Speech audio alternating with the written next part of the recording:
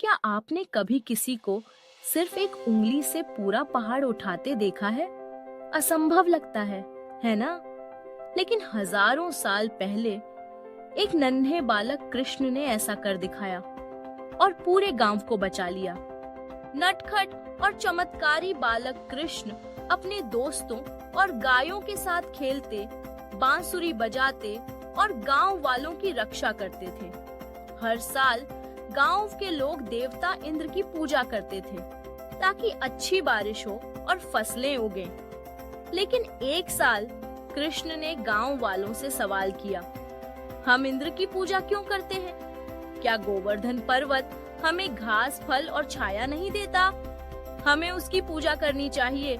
गांव वालों ने सोचा और बात समझ में आ गई। इस बार इंद्र की पूजा छोड़कर उन्होंने गोवर्धन पर्वत की पूजा की, फूल चढ़ाए, भोग लगाया और खूब आनंद से नाचे। आकाश में बैठे इंद्र यह सब देख रहे थे। उन्हें बहुत गुस्सा आया। इन लोगों ने मेरी पूजा छोड़ दी, अब मैं इन्हें सबक सिखाऊंगा।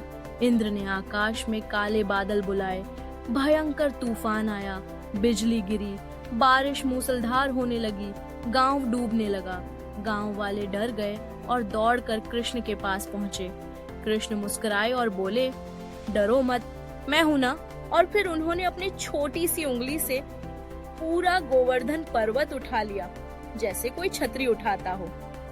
सभी लोग, जानवर और बच्चे इस पहाड़ के नीचे आ जाओ, ये हमें बचाएगा।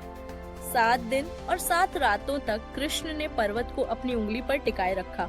न किसी के सिर पर पानी गिरा, न कोई भूखा रहा। इंद्र यह सब देखकर हैरान रह गए। उन्हें समझ आ गया कि कृष्ण कोई साधारण बालक नहीं, बल्कि परमेश्वर हैं।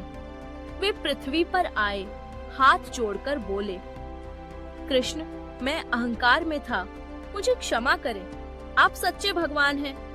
कृष्ण ने मुस्कुराकर इंद्र को माफ कर दिया और धीरे से गोवर्धन पर्वत को उसकी जगह वापस रख दिया। तभी से वृंदावन में इंद्र की पूजा बंद हो गई और हर साल गोवर्धन पूजा मनाई जाने लगी, प्रकृति और भगवान कृष्ण के प्रेम के लिए। और हाँ, कृष्ण ने सच में अपनी उंगली पर पहाड़ उठाया था। कहानी से सीख, सच्चा बल वही है जो दूसरों की रक्षा करे।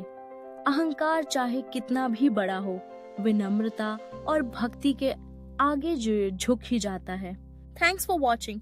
Please subscribe and like for more videos.